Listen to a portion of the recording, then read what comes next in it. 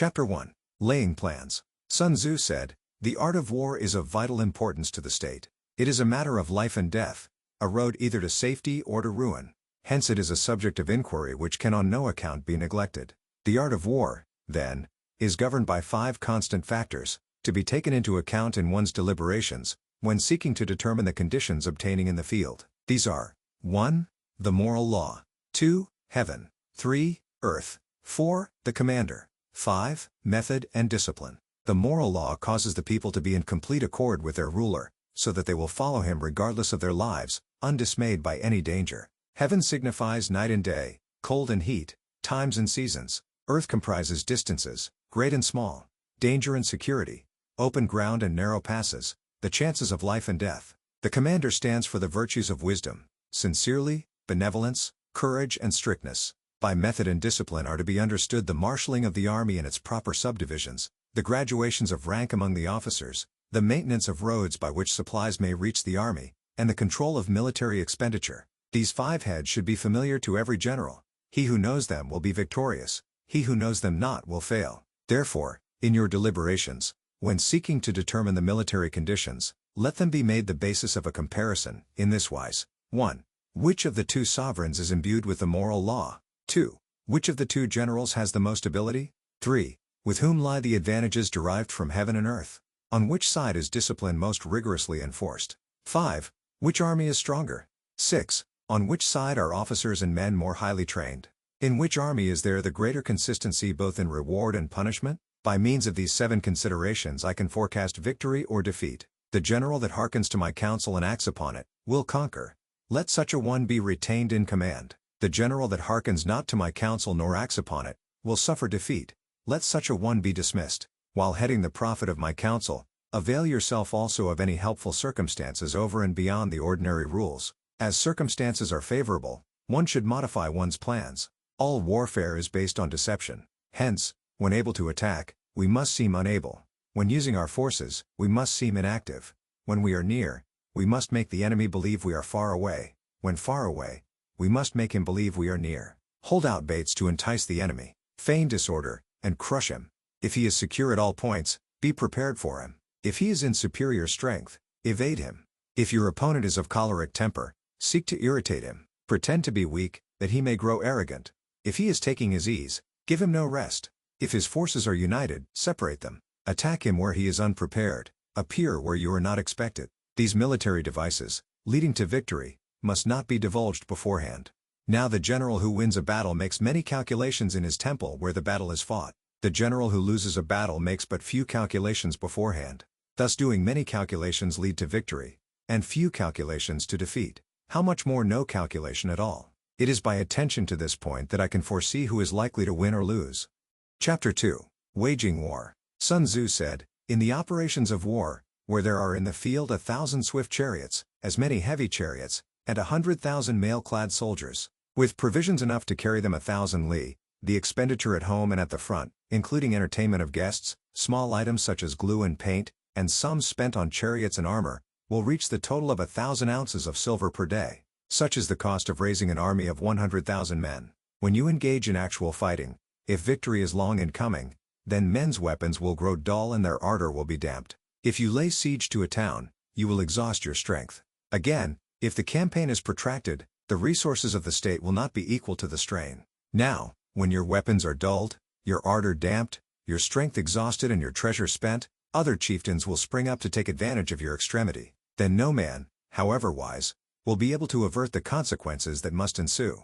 Thus, though we have heard of stupid haste in war, cleverness has never been seen associated with long delays. There is no instance of a country having benefited from prolonged warfare. It is only one who is thoroughly acquainted with the evils of war that can thoroughly understand the profitable way of carrying it on. The skillful soldier does not raise a second levy, nor are his supply wagons loaded more than twice. Bring war material with you from home, but forage on the enemy. Thus the army will have enough food for its needs. Poverty of the state exchequer causes an army to be maintained by contributions from a distance. Contributing to maintaining an army at a distance causes the people to be impoverished.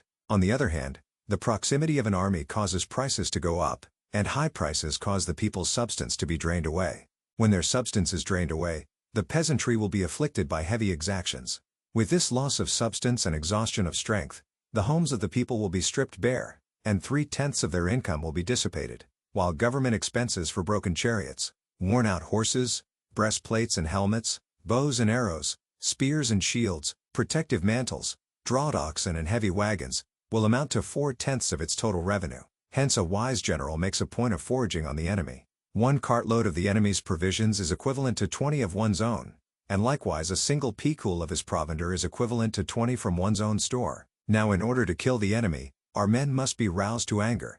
That there may be advantages from defeating the enemy, they must have their rewards. Therefore in chariot fighting, when 10 or more chariots have been taken, those should be rewarded who took the first. Our own flags should be substituted for those of the enemy, and the chariots mingled and used in conjunction with ours. The captured soldiers should be kindly treated and kept. This is called using the conquered foe to augment one's own strength. In war then, let your great object be victory, not lengthy campaigns. Thus it may be known that the leader of armies is the arbiter of the people's fate, the man on whom it depends whether the nation shall be in peace or in peril. Chapter 3. Act by Stratagem. Sun Tzu said, "In the practical art of war, the best thing of all is to take the enemy's country whole and intact. To shatter and destroy it is not so good. So, too, it is better to recapture an entire army than to destroy it, to capture a regiment, a detachment or a company entirely rather than to destroy them. Hence to fight and conquer in all your battles is not supreme excellence. Supreme excellence consists in breaking the enemy's resistance without fighting. Thus the highest form of generalship is to balk the enemy's plans. The next best is to prevent the junction of the enemy's forces. The next in order is to attack the enemy's army in the field, and the worst policy of all is to besiege walled cities. The rule is, not to besiege walled cities if it can possibly be avoided. The preparation of mantlets, movable shelters, and various implements of war will take up to 3 whole months, and the piling up of mounds over against the walls will take 3 months more. The general, unable to control his irritation, will launch his men to the assault like swarming ants, with the result that 1/3 of his men are slain while the town still remains untaken. Such are the disastrous effects of a siege. Therefore the skillful leader subdues the enemy's troops without any fighting. He captures their cities without laying siege to them. He overthrows their kingdom without lengthy operations in the field. With his forces intact he will dispute the mastery of the empire, and thus, without losing a man, his triumph will be complete. This is the method of attacking by stratagem. It is the rule in war, if our forces are 10 to the enemy's 1, to surround him; if 5 to 1, to attack him; if twice as numerous, to divide our army into 2. If equally matched, we can offer battle; if slightly inferior in numbers, we can avoid the enemy; if quite unequal in every way, we can flee from him. Hence, though an obstinate fight may be made by a small force, in the end it must be captured by the larger force. Now the general is the bulwark of the state. If the bulwark is complete at all points, the state will be strong.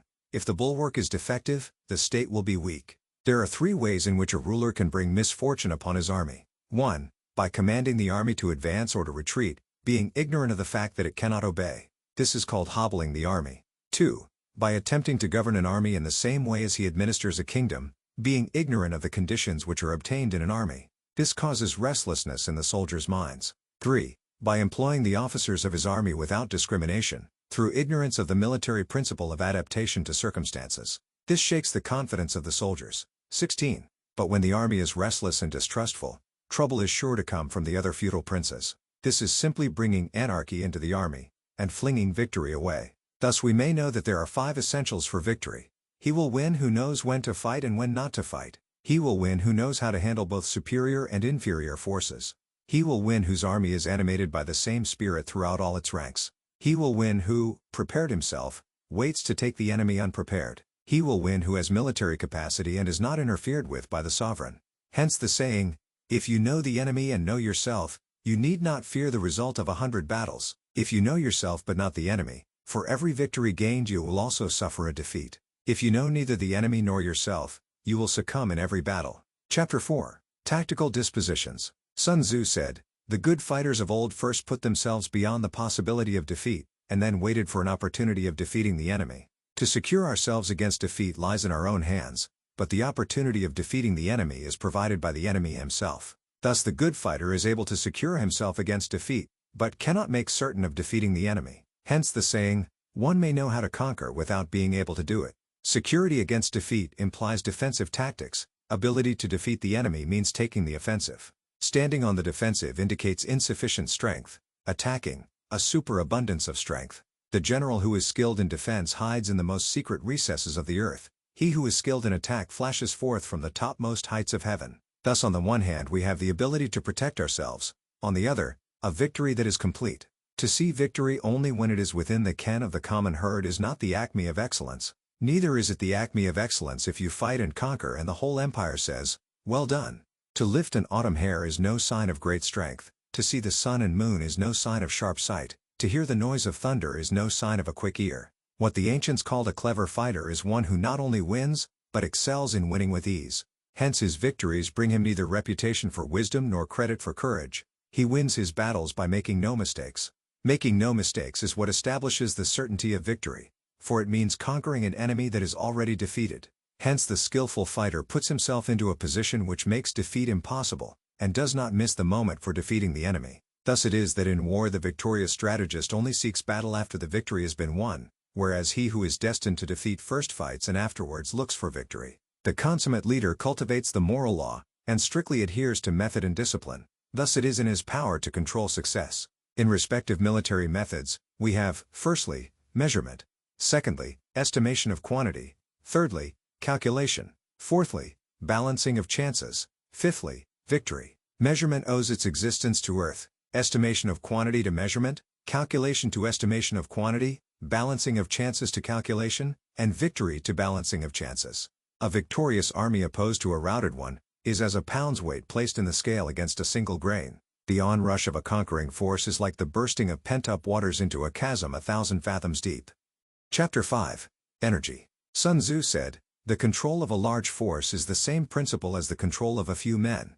It is merely a question of dividing up their numbers." Fighting with a large army under your command is nowhere different from fighting with a small one. It is merely a question of instituting signs and signals, to ensure that your whole host may withstand the brunt of the enemy's attack and remain unshaken. This is effected by maneuvers direct and indirect.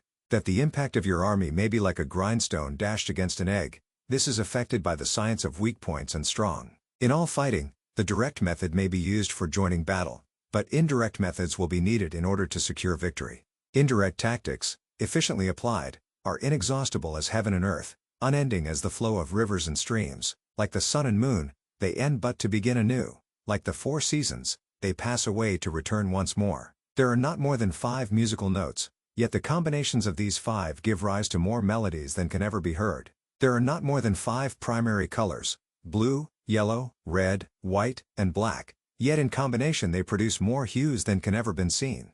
There are not more than 5 cardinal tastes, sour, acrid, salt, sweet, bitter, yet combinations of them yield more flavors than can ever be tasted.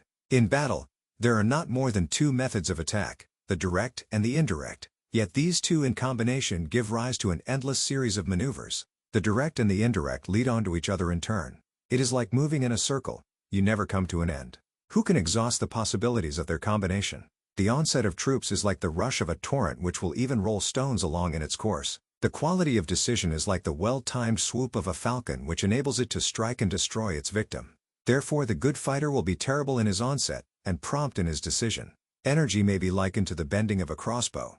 Decision, to the releasing of a trigger. Amid the turmoil and tumult of battle, there may be seeming disorder and yet no real disorder at all. Amid confusion and chaos, your array may be without head or tail, yet it will be proof against defeat. Simulated disorder postulates perfect discipline. Simulated fear postulates courage. Simulated weakness postulates strength. Hiding order beneath the cloak of disorder is simply a question of subdivision. Concealing courage under a show of timidity presupposes a fund of latent energy. Masking strength with weakness is to be effected by tactical dispositions. Thus one who is skillful at keeping the enemy on the move maintains deceitful appearances, according to which the enemy will act. He sacrifices something, that the enemy may snatch at it. By holding out baits, he keeps him on the march. Then with a body of picked men he lies in wait for him. The clever combatant looks to the effect of combined energy, and does not require too much from individuals. Hence his ability to pick out the right men and utilize combined energy.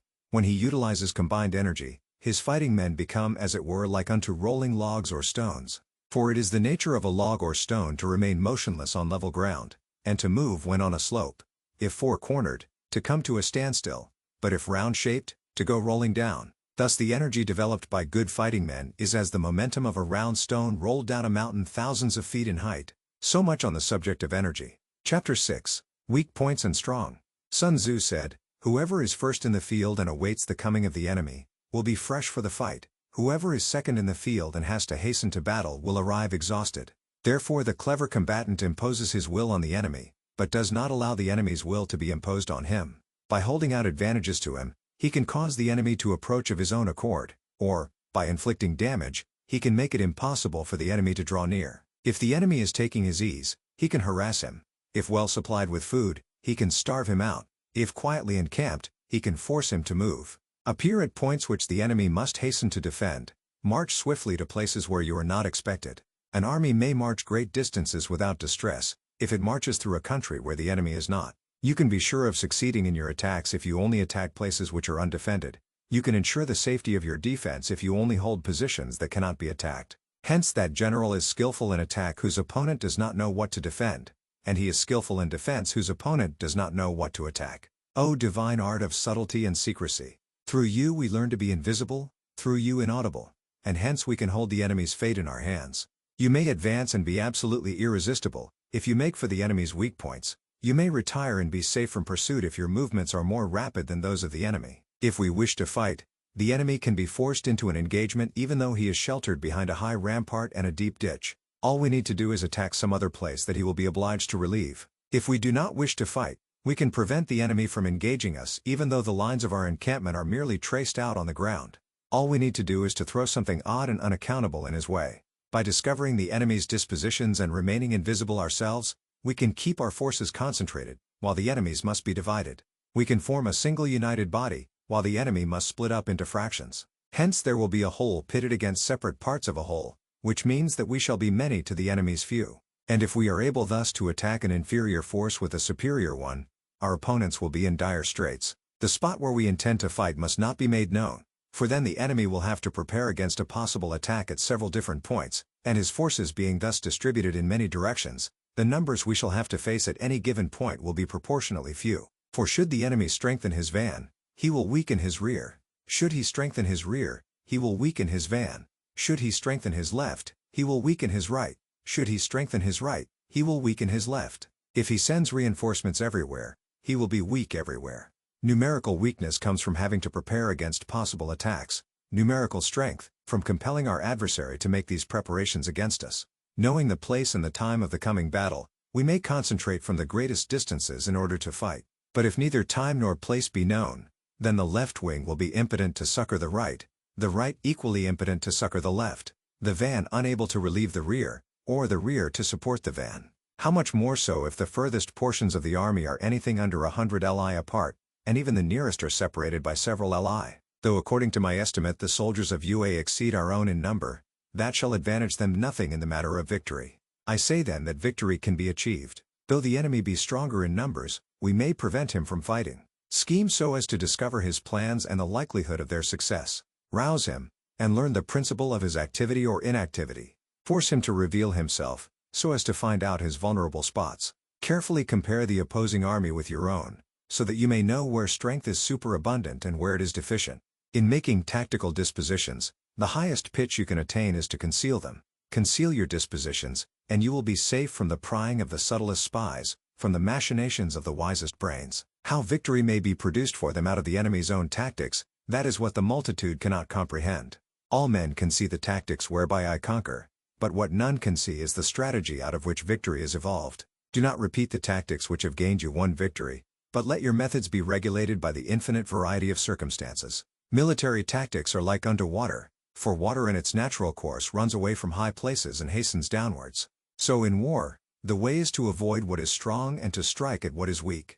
Water shapes its course according to the nature of the ground over which it flows. The soldier works out his victory in relation to the foe whom he is facing. Therefore, just as water retains no constant shape, so in warfare there are no constant conditions. He who can modify his tactics in relation to his opponent and thereby succeed in winning, may be called a heaven-born captain. The 5 elements, water, fire, wood, metal, earth, are not always equally predominant.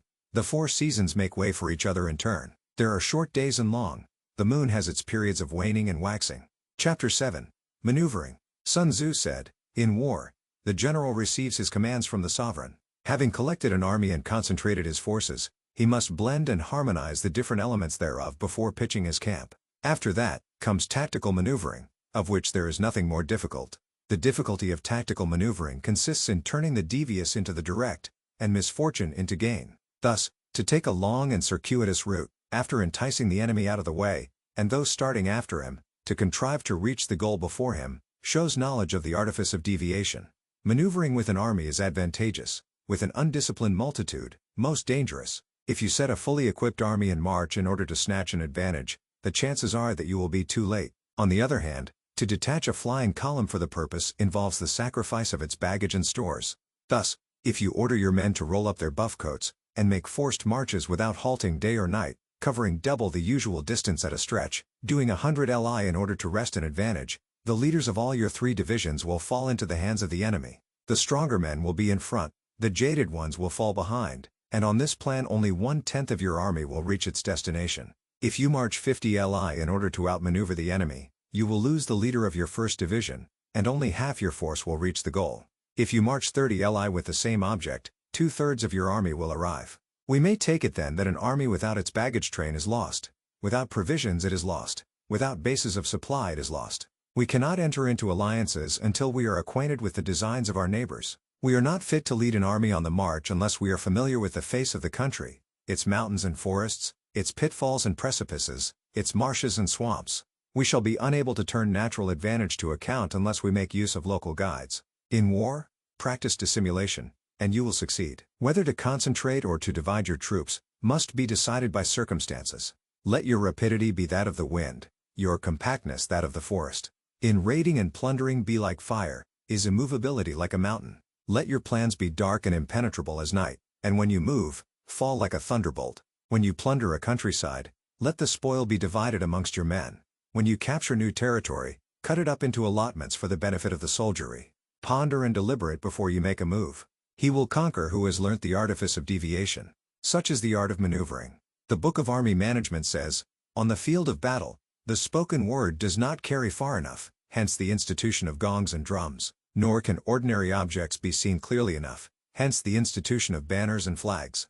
Gongs and drums, banners and flags, are means whereby the ears and eyes of the host may be focused on one particular point, the host thus forming a single united body. Is it impossible either for the brave to advance alone, or for the cowardly to retreat alone? This is the art of handling large masses of men. In night fighting, then, make much use of signal fires and drums, and in fighting by day, of flags and banners, as a means of influencing the ears and eyes of your army. A whole army may be robbed of its spirit, a commander-in-chief may be robbed of his presence of mind. Now a soldier's spirit is keenest in the morning, by noonday it has begun to flag, and in the evening, his mind is bent only on returning to camp. A clever general, therefore, avoids an army when its spirit is keen, but attacks it when it is sluggish and inclined to return. This is the art of studying moods. Disciplined and calm, to await the appearance of disorder and hubbub amongst the enemy. This is the art of retaining self-possession. To be near the goal while the enemy is still far from it, to wait at ease while the enemy is toiling and struggling,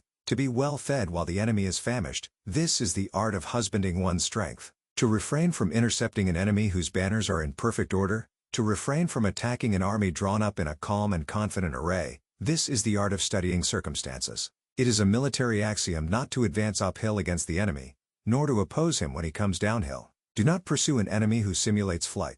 Do not attack soldiers whose temper is keen. Do not swallow bait offered by the enemy. Do not interfere with an army that is returning home. When you surround an army, leave an outlet free. Do not press a desperate foe too hard. Such is the art of warfare. Chapter 8. Variation in Tactics. Sun Tzu said, "In war, the general receives his commands from the sovereign, collects his army and concentrates his forces. When in a difficult country, do not encamp. In a country where high roads intersect, join hands with your allies. Do not linger in dangerously isolated positions. In hemmed-in situations, you must resort to stratagem. In a desperate position, you must fight. There are roads which must not be followed, armies which must be not attacked, towns which must be besieged, positions which must not be contested, commands of the sovereign which must not be obeyed. The general who thoroughly understands the advantages that accompany variation of tactics knows how to handle his troops. The general who does not understand these, may be well acquainted with the configuration of the country, yet he will not be able to turn his knowledge to practical account. So, the student of war who is unversed in the art of war of varying his plans, even though he be acquainted with the 5 advantages, will fail to make the best use of his men. Hence in the wise leader's plans, considerations of advantage and of disadvantage will be blended together. If our expectation of advantage is tempered in this way, we may succeed in accomplishing the essential part of our schemes. If, on the other hand, in the midst of difficulties we are always ready to seize an advantage, we may extricate ourselves from misfortune, reduce the hostile chiefs by inflicting damage on them, and make trouble for them, and keep them constantly engaged, hold out specious allurements, and make them rush to any given point. The art of war teaches us to rely not on the likelihood of the enemy not coming, but on our own readiness to receive him, not on the chance of his not attacking, but rather on the fact that we have made our position unassailable. There are 5 dangerous faults which may affect a general. 1. Recklessness, which leads to destruction. 2. Cowardice, which leads to capture. 3. A hasty temper, which can be provoked by insults. 4. A delicacy of honor which is sensitive to shame. 5. Over-solicitude for his men, which exposes him to worry and trouble. These are the 5 besetting sins of a general, ruinous to the conduct of war. When an army is overthrown and its leader slain, the cause will surely be found among these 5 dangerous faults. Let them be a subject of meditation. Chapter 9. The Army on the March. Sun Tzu said, "We come now to the question of encamping the army, and observing signs of the enemy. Pass quickly over mountains, and keep in the neighborhood of valleys. Camp in high places, facing the sun. Do not climb heights in order to fight." So much for mountain warfare. After crossing a river, you should get far away from it. When an invading force crosses a river in its onward march, do not advance to meet it in midstream. It will be best to let half the army get across, and then deliver your attack. If you are anxious to fight, you should not go to meet the invader near a river which he has to cross. Moor your craft higher up than the enemy, and facing the sun. Do not move upstream to meet the enemy. So much for river warfare. In crossing salt marshes, your sole concern should be to get over them quickly, without any delay. If forced to fight in a salt marsh, you should have water and grass near you, and get your back to a clump of trees. So much for operations in salt marshes. In dry, level country, take up an easily accessible position with rising ground to your right and on your rear, so that the danger may be in front, and safety lies behind. So much for campaigning in a flat country. These are the 4 useful branches of military knowledge which enabled the Yellow Emperor to vanquish 4 several sovereigns. All armies prefer high ground to low and sunny places to dark. If you are careful of your men, and camp on hard ground, the army will be free from disease of every kind, and this will spell victory. When you come to a hill or a bank, occupy the sunny side, with the slope on your right rear. Thus you will at once act for the benefit of your soldiers and utilize the natural advantages of the ground. When, in consequence of heavy rains up country, a river which you wish to ford is swollen and flecked with foam, you must wait until it subsides. Countries in which there are precipitous cliffs with torrents running between, deep natural hollows, confined places, tangled thickets, quagmires and crevasses, should be left with all possible speed and not approached. 16. While we keep away from such places, we should get the enemy to approach them. While we face them, we should let the enemy have them on his rear. If in the neighborhood of your camp there should be any hilly country, ponds surrounded by aquatic grass, hollow basins filled with reeds, or woods with thick undergrowth, they must be carefully routed out and searched, for these are places where men in ambush or insidious spies are likely to be lurking. When the enemy is close at hand and remains quiet, he is relying on the natural strength of his position. When he keeps aloof and tries to provoke a battle, he is anxious for the other side to advance. If his place of encampment is easy to access, he is tendering a bait. Movement amongst the trees of a forest shows that the enemy is advancing. The appearance of a number of screens in the midst of thick grass means that the enemy wants to make us suspicious. The rising of birds in their flight is the sign of an ambush. Startled beasts indicate that a sudden attack is coming. When there is dust rising in a high column, it is the sign of chariots advancing. When the dust is low, but spread over a wide area, it betokens the approach of infantry. When it branches out in different directions, it shows that parties have been sent to collect firewood. A few clouds of dust moving to and fro signify that the army is encamping. Humble words and increased preparations are signs that the enemy is about to advance. Violent language and driving forward as if to the attack are signs that he will retreat. When the light chariots come out first and take up a position on the wings, it is a sign that the enemy is forming for battle. Peace proposals unaccompanied by a sworn covenant indicate a plot. When there is much running about and the soldiers fall into rank, it means that the critical moment has come. When some are seen advancing and some retreating, it is a lure. When the soldiers stand leaning on their spears, they are faint from want of food. If those who are sent to draw water begin by drinking themselves, the army is suffering from thirst. If the enemy sees an advantage to be gained and makes no effort to secure it, the soldiers are exhausted.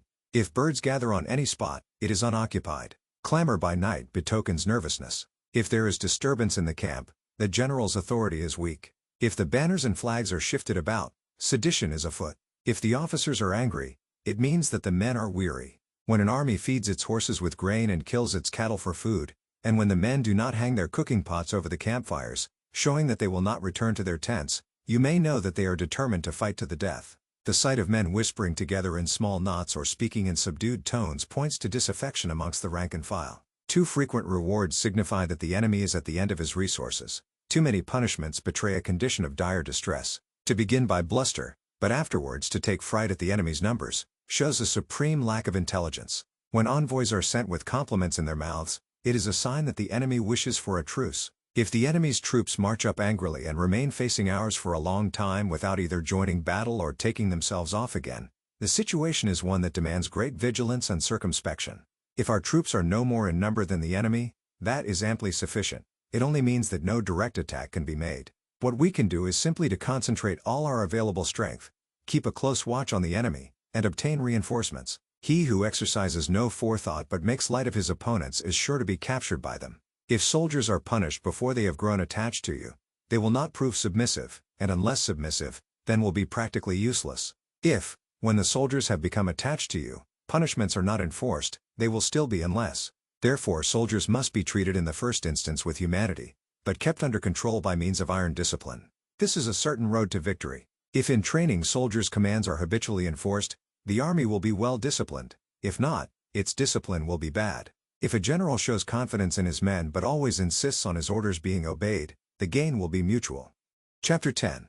Terrain. Sun Tzu said, "We may distinguish 6 kinds of terrain, to wit, 1. Accessible ground. 2. Entangling ground. 3. Temporizing ground. 4. Narrow passes. 5. Precipitous heights. 6. Positions at a great distance from the enemy. Ground which can be freely traversed by both sides is called accessible. With regard to ground of this nature, be before the enemy in occupying the raised and sunny spots, and carefully guard your line of supplies. Then you will be able to fight with advantage. Ground which can be abandoned but is hard to reoccupy is called entangling. From a position of this sort, if the enemy is unprepared, you may sally forth and defeat him. But if the enemy is prepared for your coming, and you fail to defeat him, then, returning being impossible, disaster will ensue.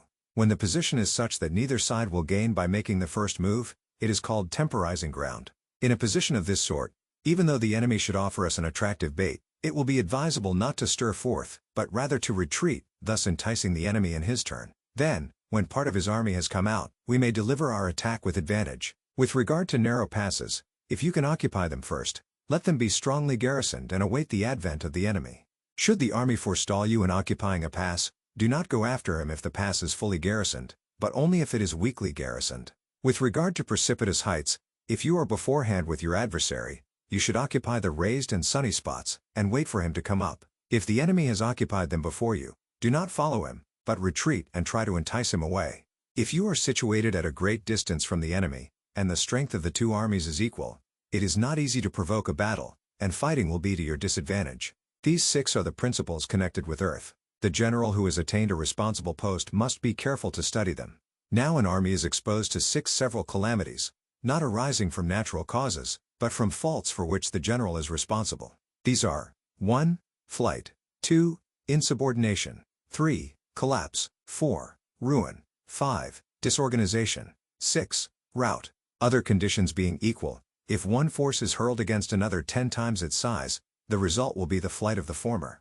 When the common soldiers are too strong and their officers too weak, the result is insubordination. When the officers are too strong and the common soldiers too weak, the result is collapse.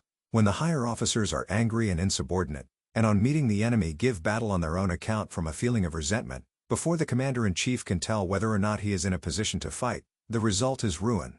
When the general is weak and without authority, when his orders are not clear and distinct, when there are no fixed duties assigned to officers and men, and the ranks are formed in a slovenly haphazard manner, the result is utter disorganization. When a general, unable to estimate the enemy's strength, allows an inferior force to engage a larger one, or hurls a weak detachment against a powerful one, and neglects to place picked soldiers in the front rank, the result must be rout. These are 6 ways of courting defeat, which must be carefully noted by the general who has attained a responsible post. The natural formation of the country is the soldier's best ally, but a power of estimating the adversary, of controlling the forces of victory, and of shrewdly calculating difficulties, dangers and distances, constitutes the test of a great general. He who knows these things, and in fighting puts his knowledge into practice, will win his battles.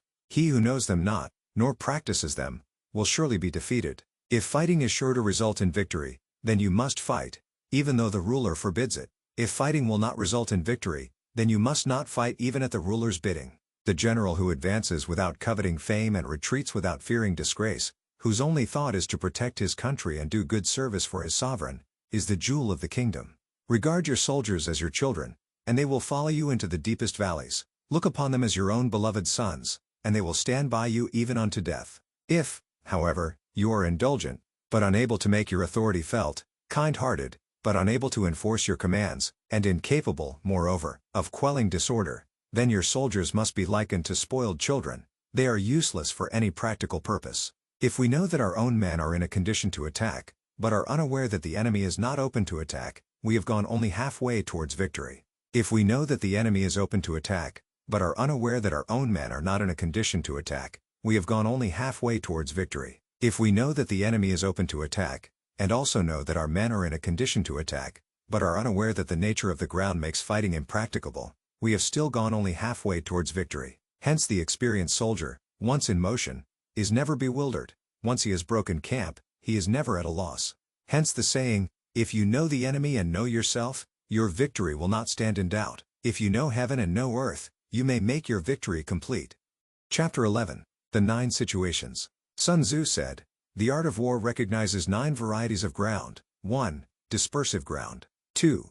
Facile ground. 3. Contentious ground. 4. Open ground. 5. Ground of intersecting highways. 6. Serious ground. 7. Difficult ground. 8. Hemmed-in ground. 9. Desperate ground. When a chieftain is fighting in his own territory, it is dispersive ground. When he has penetrated into hostile territory, but to no great distance, it is facile ground. Ground the possession of which imports great advantage to either side, is contentious ground. Ground on which each side has liberty of movement is open ground. Ground, which forms the key to 3 contiguous states, so that whoever occupies it first has most of the empire at his command, is a ground of intersecting highways. When an army has penetrated into the heart of a hostile country, leaving a number of fortified cities in its rear, it is serious ground. Mountain forests, rugged steeps, marshes and fens, all countries that are hard to traverse, this is difficult ground. Ground which is reached through narrow gorges, and from which we can only retire by tortuous paths so that a small number of the enemy would suffice to crush a large body of our men. This is hemmed-in ground. Ground on which we can only be saved from destruction by fighting without delay, is a desperate ground. On dispersive ground, therefore, fight not. On facile ground, halt not. On contentious ground, attack not. On open ground, do not try to block the enemy's way. On the ground of intersecting highways, join hands with your allies. On serious ground, gather in plunder. In difficult ground, keep steadily on the march. On hemmed-in ground, resort to stratagem. On desperate ground, fight. Those who were called skillful leaders of old knew how to drive a wedge between the enemy's front and rear, to prevent cooperation between his large and small divisions, to hinder the good troops from rescuing the bad, the officers from rallying their men. When the enemy's men were united, they managed to keep them in disorder. When it was to their advantage, they made a forward move. When otherwise, they stopped still. If asked how to cope with a great host of the enemy in an orderly array and on the point of marching to the attack, I should say, begin by seizing something which your opponent holds dear. Then he will be amenable to your will. Rapidity is the essence of war. Take advantage of the enemy's unreadiness, make your way by unexpected routes, and attack unguarded spots. The following are the principles to be observed by an invading force. The further you penetrate into a country, the greater will be the solidarity of your troops, and thus the defenders will not prevail against you. Make forays in fertile countries in order to supply your army with food. Carefully study the well-being of your men, and do not overtake them. Concentrate your energy and hoard your strength. Keep your army continually on the move, and devise unfathomable plans. Throw your soldiers into positions whence there is no escape, and they will prefer death to flight. If they will face death, there is nothing they may not achieve. Officers and men alike will put forth their utmost strength. Soldiers when in desperate straits lose the sense of fear. If there is no place of refuge, they will stand firm. If they are in a hostile country, they will show a stubborn front. If there is no help for it, they will fight hard. Thus, without waiting to be marshaled, the soldiers will be constantly on the qui-vive. Without waiting to be asked, they will do your will. Without restrictions, they will be faithful. Without giving orders, they can be trusted.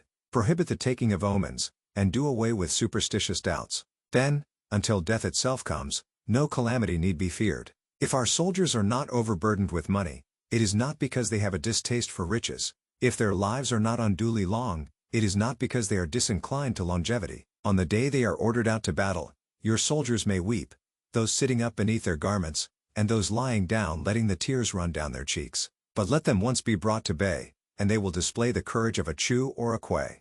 The skillful tactician may be likened to the Shuaijan. Now the Shuaijan is a snake that is found in the Siecheng Mountains. Strike at its head, and you will be attacked by its tail. Strike at its tail, and you will be attacked by its head. Strike at its middle, and you will be attacked by head and tail both. Asked if an army can be made to imitate the Shuaijan, I should answer, yes. For the men of Wu and the men of Yue are enemies, yet if they are crossing a river in the same boat and are caught by a storm, they will come to each other's assistance just as the left hand helps the right. Hence it is not enough to put one's trust in the tethering of horses, and the burying of chariot wheels in the ground. The principle on which to manage an army is to set up one standard of courage which all must reach. How to make the best of both strong and weak, that is a question involving the proper use of ground. Thus the skillful general conducts his army just as though he were leading a single man, willy-nilly, by the hand. It is the business of a general to be quiet and thus ensure secrecy, upright and just, and thus maintain order. He must be able to mystify his officers and men by false reports and appearances, and thus keep them in total ignorance. By altering his arrangements and changing his plans, he keeps the enemy without definite knowledge. By shifting his camp and taking circuitous routes, he prevents the enemy from anticipating his purpose. At the critical moment, the leader of an army acts like one who has climbed up a height and then kicks away the ladder behind him. He carries his men deep into hostile territory before he shows his hand. He burns his boats and breaks his cooking pots. Like a shepherd driving a flock of sheep, he drives his men this way and that, and nothing knows whither he is going. To muster his host and bring it into danger, this may be termed the business of the general. The different measures suited to the 9 varieties of ground, the expediency of aggressive or defensive tactics, and the fundamental laws of human nature, these are things that must most certainly be studied. When invading hostile territory, the general principle is that penetrating deeply brings cohesion. Penetrating but a short way means dispersion. When you leave your own country behind, and take your army across neighborhood territory, you find yourself on critical ground. When there are means of communication on all 4 sides, the ground is one of intersecting highways. When you penetrate deeply into a country, it is serious ground. When you penetrate but a little way, it is facile ground. When you have the enemy's strongholds on your rear, and narrow passes in front, it is hemmed-in ground.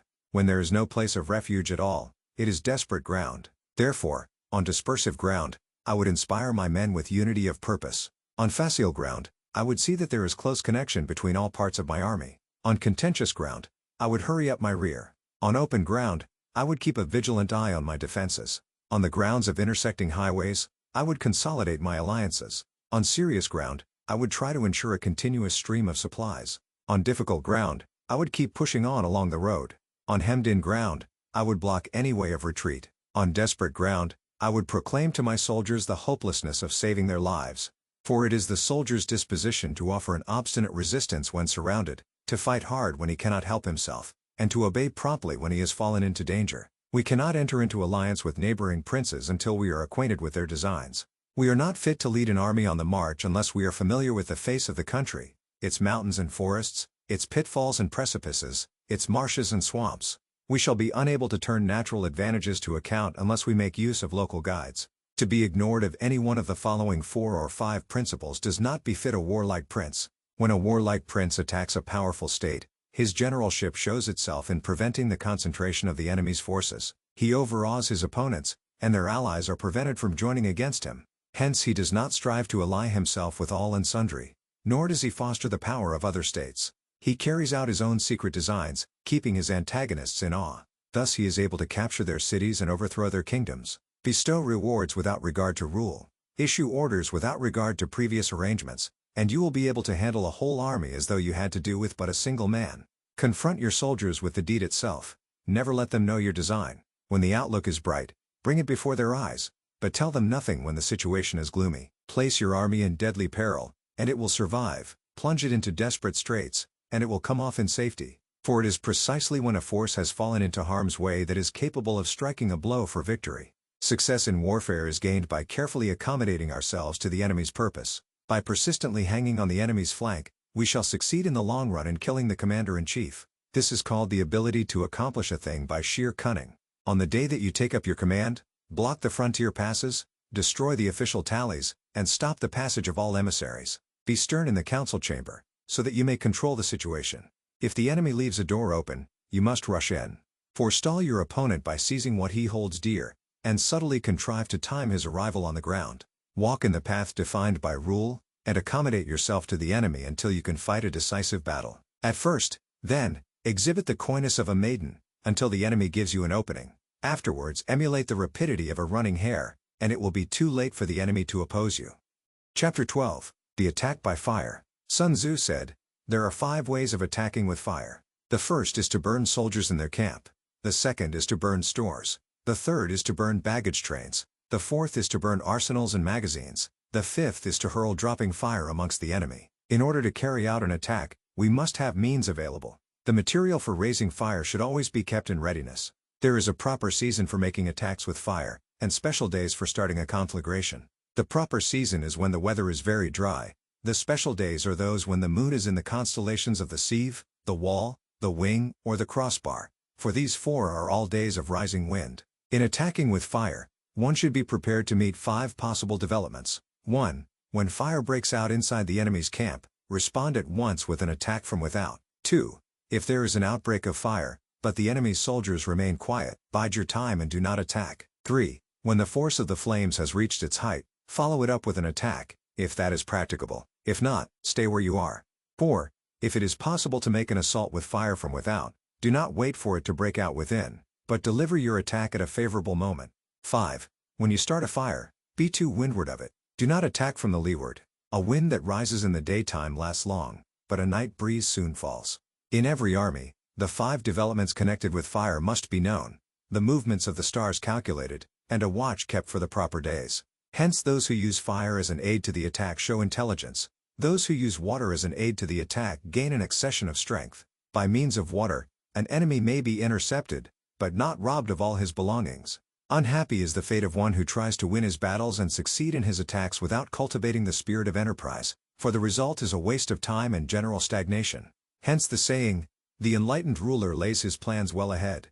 The good general cultivates his resources. Move not unless you see an advantage. Use not your troops unless there is something to be gained. Fight not unless the position is critical." No ruler should put troops into the field merely to gratify his own spleen. No general should fight a battle simply out of pique. If it is to your advantage, make a forward move. If not, stay where you are. Anger may in time change to gladness. Vexation may be succeeded by content. But a kingdom that has once been destroyed can never come again into being, nor can the dead ever be brought back to life. Hence the enlightened ruler is heedful and the good general full of caution. This is the way to keep a country at peace and an army intact.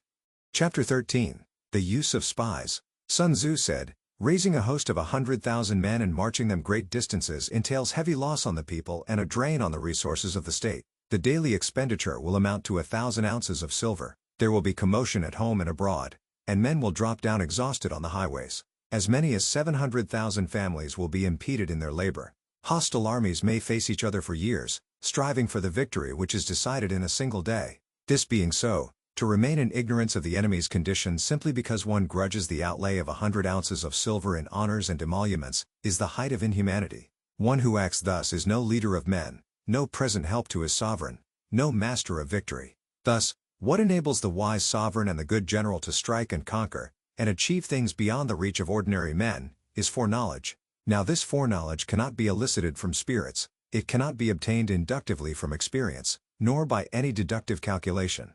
Knowledge of the enemy's dispositions can only be obtained from other men. Hence the use of spies, of whom there are 5 classes. 1. Local spies. 2. Inward spies. 3. Converted spies. 4. Doomed spies.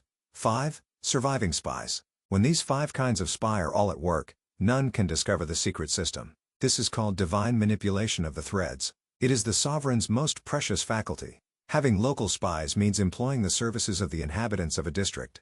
Having inward spies, making use of officials of the enemy. Having converted spies, getting hold of the enemy's spies and using them for our own purposes. Having doomed spies, doing certain things openly for purposes of deception, and allowing our spies to know of them and report them to the enemy. Surviving spies, finally, are those who bring back news from the enemy's camp. Hence it is that none in the whole army are more intimate relations to be maintained than with spies. None should be more liberally rewarded. In no other business should greater secrecy be preserved. Spies cannot be usefully employed without a certain intuitive sagacity. They cannot be properly managed without benevolence and straightforwardness.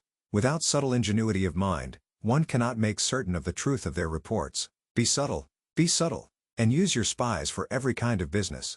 If a secret piece of news is divulged by a spy before the time is ripe, he must be put to death together with the man to whom the secret was told. Whether the object is to crush an army, to storm a city, or to assassinate an individual, it is always necessary to begin by finding out the names of the attendants, the aide-de-camp, and doorkeepers and sentries of the general in command. Our spies must be commissioned to ascertain these. The enemy's spies who have come to spy on us must be sought out, tempted with bribes, led away and comfortably housed. Thus they will become converted spies and available for our service. It is through the information brought by the converted spy that we are able to acquire and employ local and inward spies. It is owing to his information, again, that we can cause the doomed spy to carry false tidings to the enemy. Lastly, it is by his information that the surviving spy can be used on appointed occasions. The end and aim of spying in all its 5 varieties is knowledge of the enemy, and this knowledge can only be derived, in the first instance, from the converted spy. Hence it is essential that the converted spy be treated with the utmost liberality. Of old, the rise of the Yin dynasty was due to Aichi who had served under the Hsia. Likewise, the rise of the Chou dynasty was due to Luya who had served under the Yin. Hence it is only the enlightened ruler and the wise general who will use the highest intelligence of the army for purposes of spying and thereby achieve great results. Spies are a most important element in water, because on them depends an army's ability to move. The end. Enjoyed this audiobook? Hit like and leave your favorite takeaways in the comments below. Subscribe to our channel for similar content and stay tuned for another book, another chapter.